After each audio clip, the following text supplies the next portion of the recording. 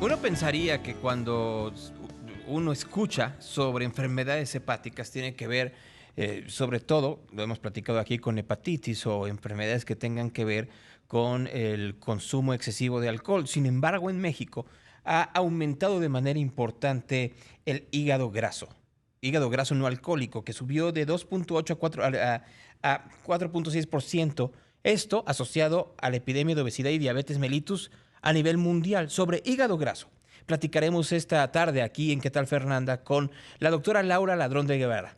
Es médico especialista en gastroenterología y directora del Centro de Investigación y Gastroenterología. Así que me da mucho gusto el poder saludarla el día de hoy. ¿Cómo está, doctora Ladrón de Guevara? Hola, muy bien. Con un gusto de estar aquí esta tarde con ustedes y hablar sobre el hígado graso precisamente. El hígado graso no alcohólico. A ver, platíqueme un poco sobre este padecimiento. Bueno, es un padecimiento que si bien ya se tenía identificado desde hace, voy a decir, desde el siglo pasado, resulta que lo considerábamos como una afección benigna y que desaparecía solo, pero ya conociendo la historia natural de la enfermedad, que es conocer una enfermedad, cómo va complicándose o curándose en el transcurso del tiempo, pues vemos que esta es una enfermedad que no se cura, ¿no? Y que de hecho hay una variedad más grave, que es la que va produciendo cicatrización del hígado y finalmente lo que te produce es cirrosis. Entonces, efectivamente, muchas veces yo recuerdo el siglo pasado cuando estaba yo haciendo la especialidad y veía personas que estaban pues ya con las complicaciones muy graves de la cirrosis, que todo el mundo decía, no, es que es una hepatitis mal cuidada. Y bueno, efectivamente, ahorita puedo decir si fue una hepatitis mal cuidada, no diagnosticada y asociada a lo que le llamamos el síndrome metabólico, que son estas enfermedades crónicas que pues son muy frecuentes, o sea, son muy frecuentes en nuestro país. Como ustedes saben, pues la diabetes mellitus es una de las enfermedades Tenemos un problema técnico para poder más platicar. frecuentes de nuestro país, cardiovasculares, sí. Ajá, es que tenemos un Bueno, problema bueno, técnico. Ahí está, así. doctora. Adelante, por favor. Entonces te decía que esta es una enfermedad que se asocia a la diabetes y eso se descubrió desde el año 1985, que lo describe un doctor que se apellida Ludwig, que él hace la primera descripción y dice, este es un depósito de grasa que se ve en personas con diabetes. Él nos comenta, bueno, en sus descripciones originales, publicadas, bueno, como ya te dije, desde 1985, él decía, pues es una enfermedad que es más frecuente en diabéticos y en personas con obesidad. Entonces, pues, ¿qué resulta de que, pues, en México la epidemia es la obesidad, ¿sí? Entonces, en las personas que tenemos diabetes y tenemos obesidad, se puede encontrar del 60 al 90% el hígado graso. ¿Qué repercusiones trae esto? Que aparte de que esto es, vaya, el depósito de la grasa en las células hepáticas, cuando las células hepáticas ya no pueden vaya, seguir procesando esta grasa a nivel celular, pues las células se revientan. Y al reventarse estas células, obviamente, van a dejar una cicatriz. Y esta cicatriz poco a poco va a hacer que las células hepáticas se vayan perdiendo y vayan siendo reemplazadas por la cicatriz que es colágena. Entonces, la colágena puede ser buena, pero a veces puede ser, y bueno, es buena para reparar el tejido, vamos a decir, porque permite que haya algo en ese lugar donde nosotros no dejamos de tener un tejido.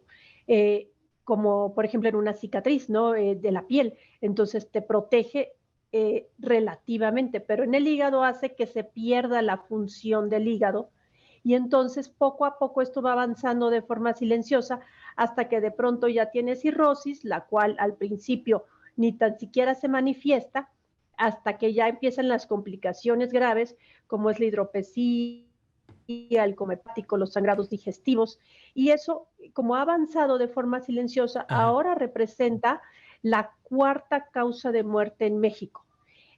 Por ejemplo, el año pasado fue realmente la Vaya. sexta, pero porque el primer lugar fue el COVID, y eso pues se entiende, ¿no?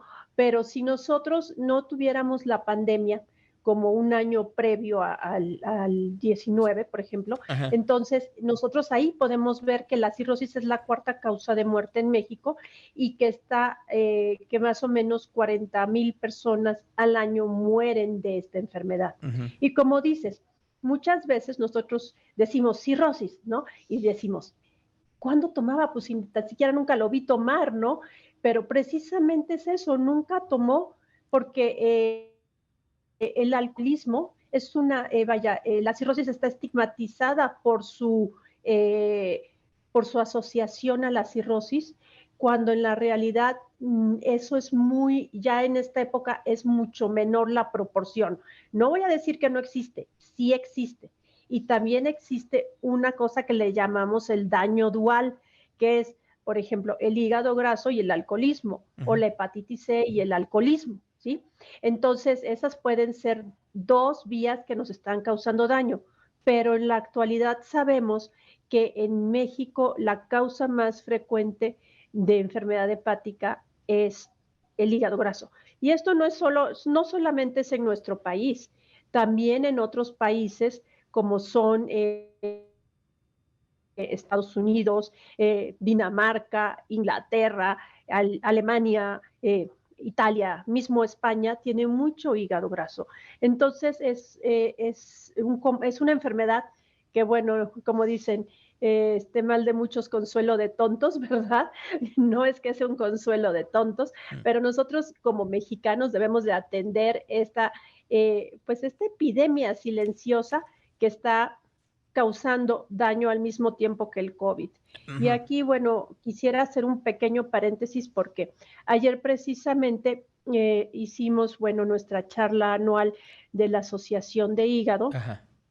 y una de las doctoras que está allí, que estuvo con nosotros, la doctora Fátima de la Higuera, ella es la jefa del Servicio de Gastroenterología del Hospital de México, ella publicó una experiencia que tuvieron allá con los pacientes que tenían COVID. Aquellos que tenían hígado graso tenían peor pronóstico que los pacientes que no lo tenían. Entonces, creo que esto es muy importante de decir también en el ámbito de la pandemia, Ajá. que, bueno, ahorita estamos en la pospandemia, pero estamos creciendo otra vez en el número de casos, Yo ¿no? creo que seguimos en Que la el hígado pandemia, nunca graso, hemos salido de ella en sí, realidad, doctora. exacto, sí, estoy de acuerdo contigo. Eh, pero tener hígado graso grave, eso lo que nos va a suceder es que vamos a tener un peor pronóstico con el COVID. Entonces es muy importante que tengamos la conciencia de esta enfermedad y que sí existen formas de controlarla. ¿Sí? Doctora, El hígado, a ver, sí, entremos a eso adelante. si quiere, porque el tiempo se me está terminando. A ver, Ay, no sí, se ya se puede puso corto. curar, pero ¿cómo controlamos el hígado graso? Porque hay un ser importante de radioescuchas que probablemente tengan este padecimiento. Primero hay que determinar si nosotros tenemos hígado graso leve, que es el que no se acompaña de cicatrización, y aquí las modificaciones en el estilo de vida son muy importantes, pero modificar nuestro estilo de vida de forma permanente. Y eso es hacer ejercicio y tener una dieta sana, Ujú. ¿sí? Controlar las calorías que ingresan y gastar las que tenemos en exceso. Eh, esto, es, esto es una disciplina y creo que todos la debemos que tener. Ahora, la otra parte, cuando ya tenemos una cicatrización de moderada a avanzada, es cuando necesitamos ir con especialistas en hepatología, en gastroenterología, medicina interna, para que ellos ajusten nuestros tratamientos. Si bien en este momento hay muchos ensayos clínicos y estos son como esos estudios de fase 3 en que se aprobaron las vacunas del COVID y que estamos en ese Ujú. en ese momento para el hígado graso, Tenemos 5 muy buenos tratamientos que están en aprobación por la FDA en el periodo de aprobación, ¿sí? Hay medidas que se pueden dar para ir aminorando el avance de esta enfermedad. Bien.